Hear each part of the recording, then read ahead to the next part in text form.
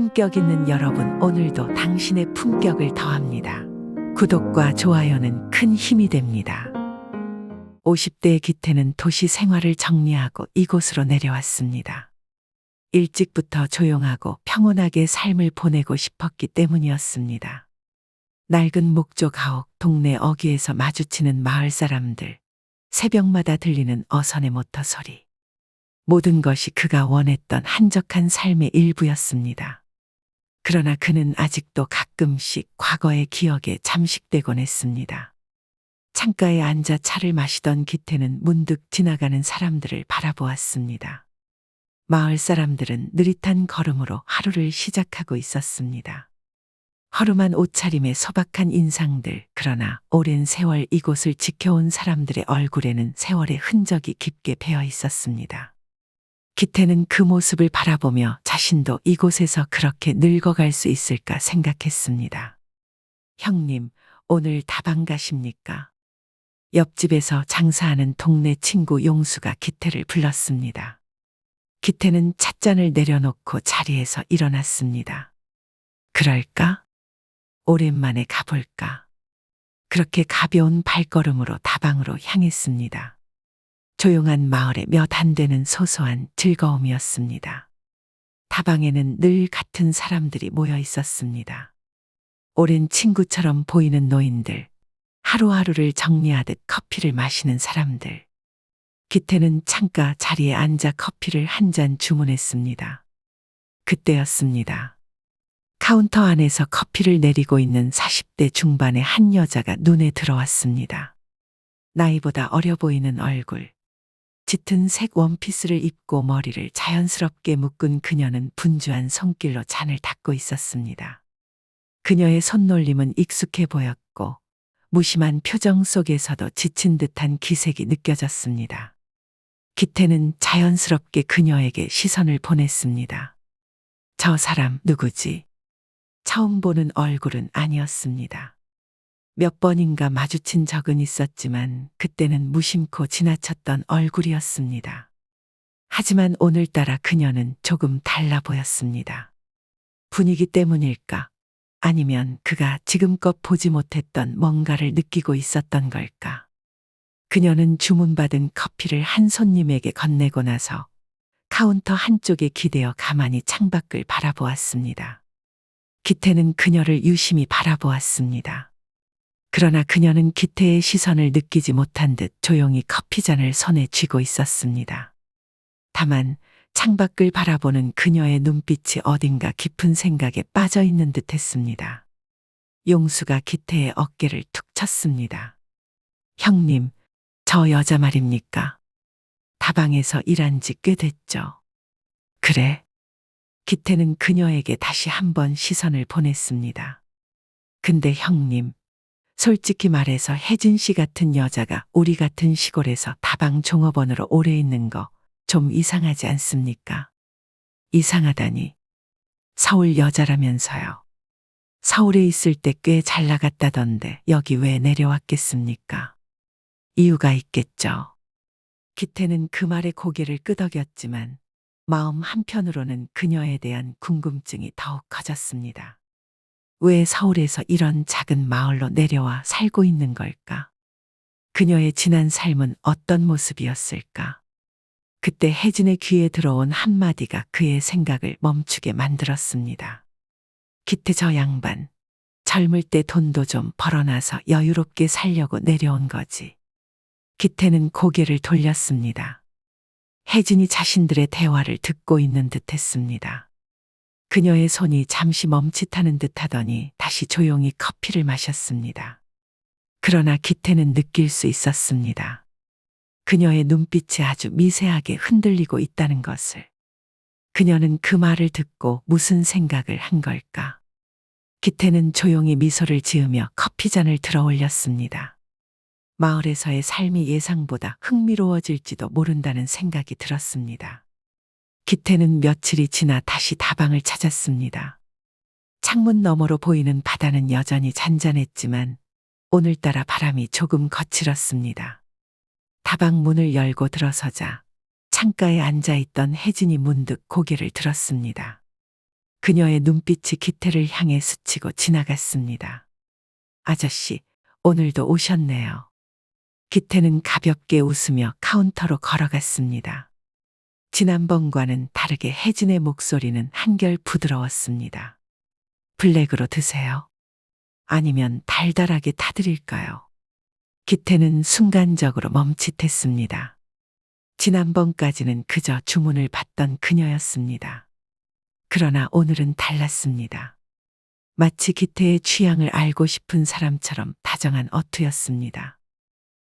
블랙으로 주세요.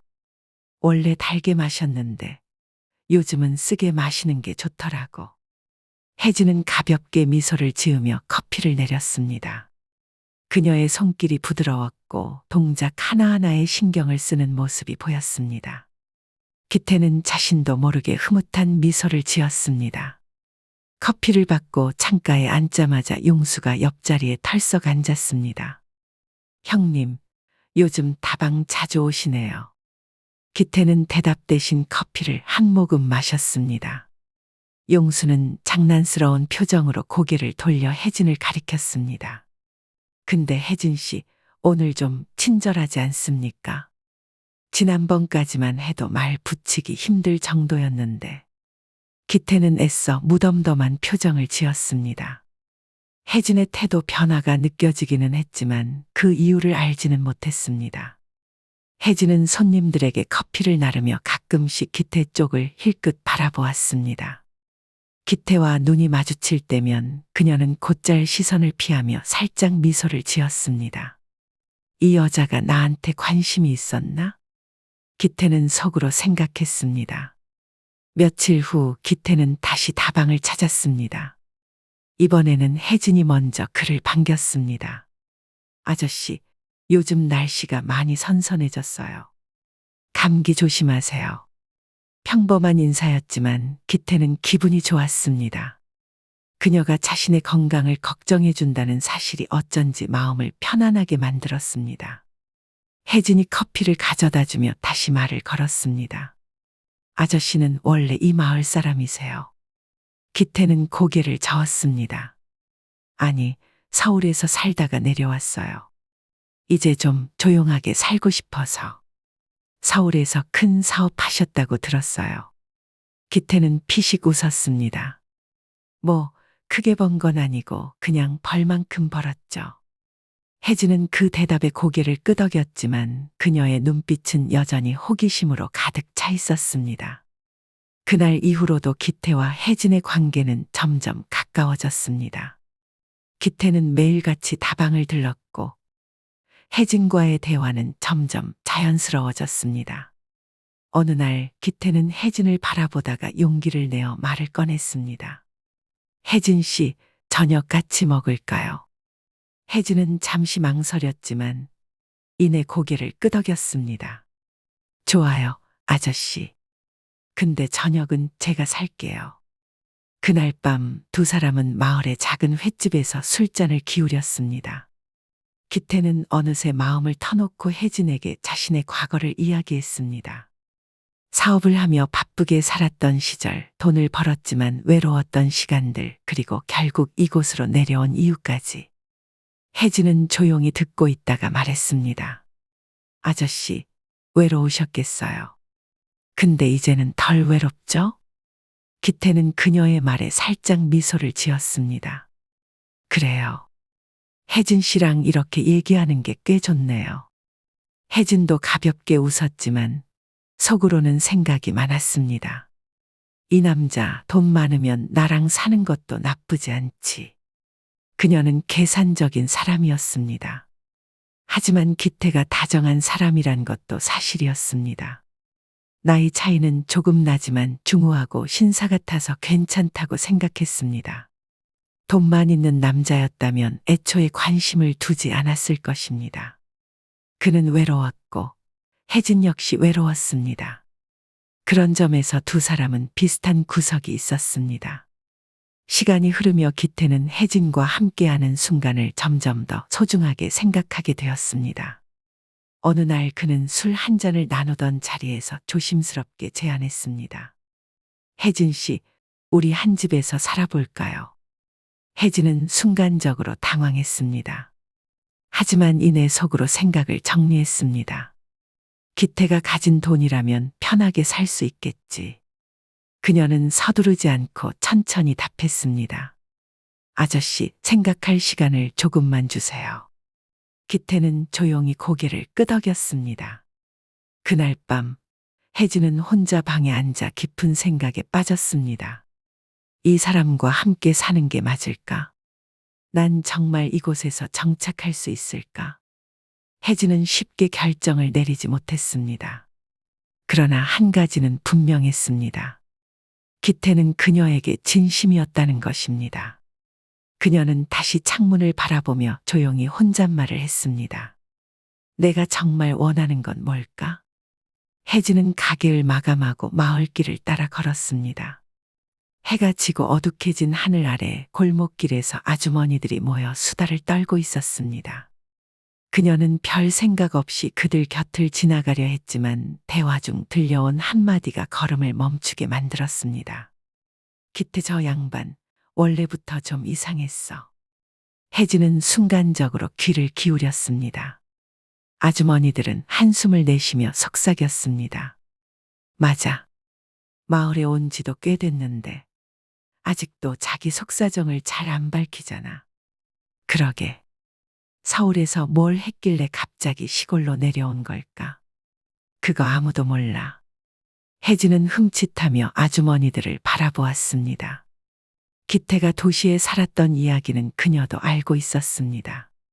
하지만 그가 왜 이 마을을 선택했는지 그리고 어떤 과거를 가지고 있는지는 알지 못했습니다.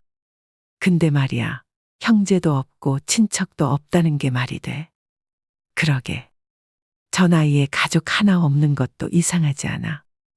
혜진은 처음 듣는 이야기였습니다. 기태는 가족 이야기를 거의 하지 않았습니다. 그녀도 별로 궁금하지 않았지만 막상 이렇게 이야기를 들으니 기태에 대한 궁금증이 커졌습니다. 혜진의 표정이 점점 굳어졌습니다. 그녀가 알던 기태와는 다른 느낌이 들었습니다. 지금까지 그는 그저 외로워 보이는 남자였을 뿐이었는데 혹시 그에게 숨겨진 무언가가 있는 건 아닐까? 그날 이후로 혜진은 기태를 바라보는 시선이 달라졌습니다. 그는 평소와 다름없이 다방에 찾아왔고 혜진은 평소처럼 미소를 지으며 그를 맞이했습니다. 하지만 마음속에서는 복잡한 감정이 소용돌이치고 있었습니다. 어느 날 기태가 다방에 들어섰을 때 혜진은 무심한 듯 물었습니다. 아저씨, 가족은 없으세요? 기태는 순간적으로 당황한 듯 했지만 이내 가벼운 웃음을 지으며 대답했습니다. 없어요. 오래전부터 혼자였어요. 혜진은 그의 말을 곱씹었습니다. 오래전부터 혼자였다고. 그런데 왜 그가 서울에서 어떤 삶을 살았는지 아무도 모를까? 왜 마을 사람들조차도 그에 대해 아는 게 없을까?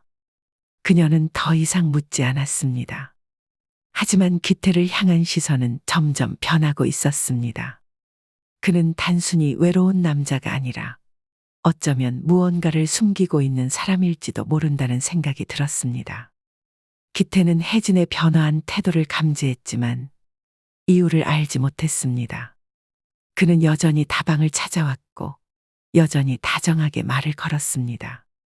하지만 혜진은 조금씩 거리를 두기 시작했습니다. 그녀의 마음속에는 기태에 대한 막연한 의심이 자리 잡고 있었습니다. 그 의심이 불안으로 바뀌기까지는 오랜 시간이 걸리지 않았습니다. 어느 날 저녁 다방이 문을 닫을 무렵 기태와 혜진은 함께 자리를 하고 있었습니다. 두 사람 사이에는 어느새 편안함이 자리 잡았고 기태는 혜진을 향해 조심스럽게 말을 꺼냈습니다. 혜진 씨, 요즘 나랑 같이 있는 거 나쁘진 않죠? 혜진은 커피잔을 만지작거리며 살짝 미소를 지었습니다. 그렇죠. 아저씨랑 얘기하는 거 나쁘지 않아요. 그 순간 다방의 문이 벌컥 열렸습니다. 차가운 바람이 밀려들었고 문 앞에 선 여자의 실루엣이 조명이 들이운 그림자 속에서 선명하게 보였습니다. 여보, 낯선 목소리에 기태는 굳어졌습니다. 혜진도 반사적으로 고개를 들었습니다. 그녀 앞에는 단정한 정장을 입은 여자가 서 있었습니다. 그녀의 표정은 차가웠고 눈빛에는 오랜 세월 쌓인 감정이 담겨 있었습니다. 당신 언제까지 이렇게 살래? 기태는 순간 얼어붙어 아무 말도 하지 못한 채 그녀를 바라보았습니다. 혜진은 순간적으로 긴장했습니다. 그녀가 누구인지, 어떤 관계인지 직감적으로 알 수 있었습니다. 이제 그만 우리 이혼하자. 그 짧은 한마디가 다방 안을 가득 채웠습니다. 마치 공기가 무겁게 가라앉은 듯한 순간이었습니다. 혜진은 멍하니 그 여자를 바라보았습니다. 이혼이라는 단어가 머릿속에서 맴돌았습니다. 잠깐만요, 그러면. 그녀는 혀를 차며 고개를 저었습니다. 당신, 이 남자 진짜 잘 모르고 있었구나. 아가씨 이 남자가 뭐라고 꼬셨는지 모르겠지만 아가씨 속은 거야. 아니, 잠깐만요.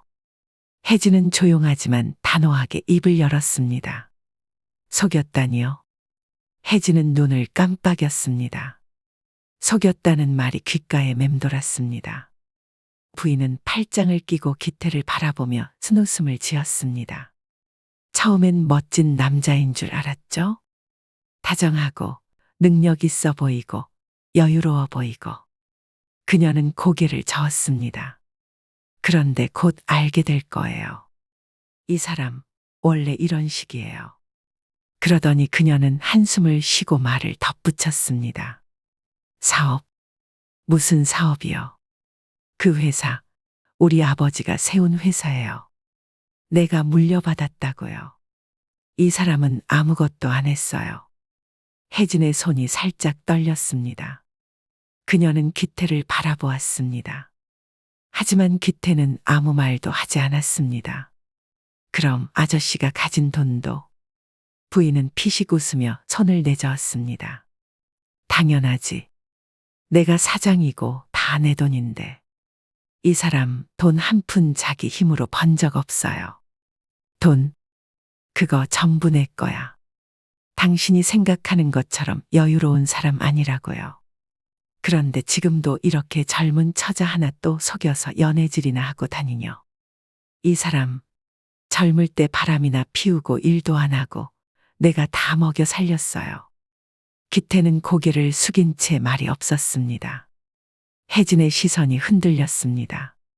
그녀는 갑자기 가슴이 쿵 내려앉는 느낌이었습니다. 부인은 냉소적인 웃음을 지으며 다시 입을 열었습니다. 젊은 여자랑 살던가 말던가. 난 상관없으니까. 이혼하고 가서 잘 살아. 그제야 혜진은 자신이 기태를 완전히 착각하고 있었다는 걸 깨달았습니다. 그는 여유로운 남자가 아니었습니다.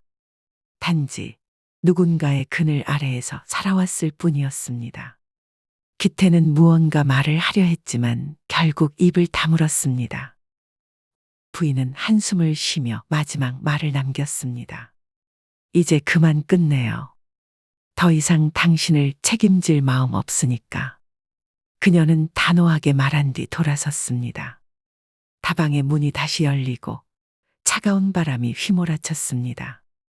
혜진은 무거운 공기 속에서 멍하니 앉아 있었습니다. 기태는 혜진을 바라보았지만 그녀의 눈빛은 이전과 완전히 달라져 있었습니다. 그 순간 그는 알았습니다. 그녀가 떠날 것이라는 것을. 다방의 문이 닫히고 혜진은 조용히 걸어나갔습니다. 밤 공기는 차가웠고 희미한 가로등 불빛이 길을 따라 길게 그림자를 늘어뜨리고 있었습니다. 그녀는 한 걸음 한 걸음 걸을 때마다 머릿속이 복잡하게 얽혔습니다. 기태와 함께한 시간들이 떠올랐지만 그녀는 더 이상 머뭇거리지 않았습니다. 기태는 그녀가 떠난 문 쪽을 멍하니 바라보고 있었습니다. 손끝에서 담배 연기가 피어올랐지만 그는 그것조차 신경 쓰지 못한 채 넋이 나간 표정이었습니다. 혜진 씨. 그는 작은 목소리로 그녀의 이름을 불러보았지만 공기 속으로 희미하게 흩어질 뿐이었습니다. 그녀는 이미 다방 문턱을 넘어 사라졌습니다. 기태는 자리에서 천천히 일어나 그녀가 앉았던 자리를 바라보았습니다. 커피잔에는 미처 다 마시지 못한 커피가 남아 있었고 그 위로 그녀의 손끝이 닿았던 흔적이 어렴풋이 남아 있었습니다. 기태는 천천히 다가가 커피잔을 손에 쥐고 조용히 바라보았습니다. 시간이 멈춘 것처럼 그는 그 자리에서 한참을 서 있었습니다. 혜진은 마을길을 따라 걸어가고 있었습니다. 바닷가를 따라 길게 뻗은 돌담이 그녀의 발걸음을 따라 함께 움직이는 듯했습니다. 바람이 불어 머리카락이 흩날렸지만 그녀는 신경 쓰지 않았습니다. 그녀의 머릿속은 온통 기태와의 기억으로 가득 차 있었습니다. 난 그 사람을 좋아했을까? 아니면 그냥 필요했던 걸까? 그녀는 스스로에게 물었습니다. 기태와 함께 지내던 시간들은 분명 나쁘지 않았습니다. 아니, 솔직히 말하면 좋았습니다. 누군가와 함께 있다는 것, 기대고 싶을 때 기댈 수 있다는 것이.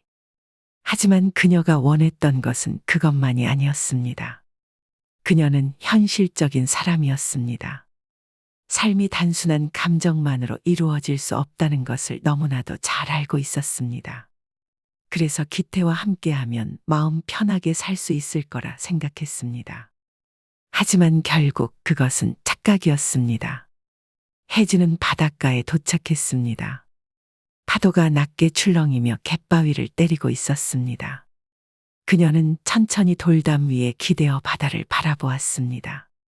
그리고 문득 자신이 정말로 원하는 것이 무엇인지 다시 한번 생각해 보았습니다. 이제 어떻게 해야 하지? 그녀는 한숨을 내쉬며 바닷바람을 맞았습니다. 도시로 돌아갈까? 아니면 이곳에서 다시 새로운 삶을 시작할까? 선택의 갈림길에서 그녀는 잠시 흔들렸습니다. 그때 다방에서 나와 그녀를 따라온 기태의 발소리가 멀리서 들려왔습니다. 혜진 씨. 그녀는 천천히 뒤를 돌아보았습니다. 기태는 그녀를 향해 걸어오고 있었습니다. 그의 표정은 지쳐 있었고 눈빛은 무언가를 애타게 붙잡으려는 듯 흔들리고 있었습니다. 아저씨. 혜진은 낮게 한숨을 내쉬며 그를 바라보았습니다. 아직 무슨 말을 더 하고 싶어요. 기태는 잠시 머뭇거렸지만 결국 단순한 한마디를 꺼냈습니다. 가지 마요. 그녀는 그의 말을 듣고 피식 웃었습니다. 그러나 그 웃음 속에는 더 이상 머물 의사가 없다는 확신이 담겨 있었습니다. 아저씨, 난 여기까지만 할래요. 기태는 그녀를 붙잡으려 했지만 혜진은 고개를 저었습니다. 그녀의 표정은 담담했습니다. 솔직히 말할게요. 처음엔 아저씨가 돈도 있고 편하게 살겠지 싶었어요. 그런데 그녀는 잠시 말을 멈추고 바닷가를 바라보았습니다. 그리고 다시 기태를 향해 돌아섰습니다. 아저씨가 가진 게 아니었더라고요.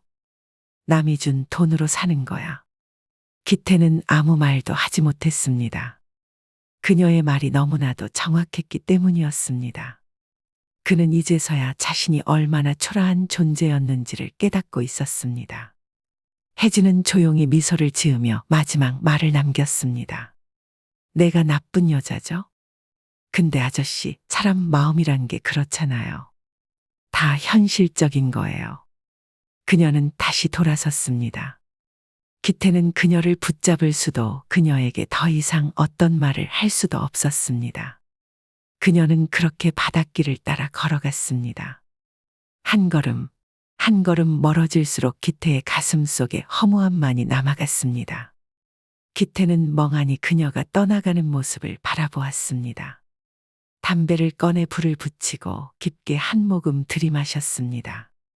연기가 밤하늘로 흩어졌습니다. 그는 다시 혼자가 되었습니다. 그리고 그는 혼잣말처럼 중얼거렸습니다. 사랑이란 게 뭘까? 기태는 평생 남이 만들어준 삶 속에서 살아왔고 결국 자신의 진짜 모습을 감추며 또 다른 사람을 속이려 했습니다. 하지만 거짓된 삶은 결국 들키게 되어 있습니다. 혜진도 마찬가지였습니다. 그녀는 기태가 가진 것에 끌렸지만 결국 그 모든 것이 허상임을 알게 되었습니다. 사랑이란 감정만으로 지속될 수 있을까요? 아니면 현실적인 조건이 더 중요한 걸까요? 여러분은 혜진의 선택이 옳았다고 생각하시나요? 아니면 기태에게도 새로운 기회가 있었을까요? 여러분의 생각을 댓글로 남겨주세요. 구독과 좋아요는 영상 제작에 큰 힘이 됩니다. 다음 이야기에서 또 만나요.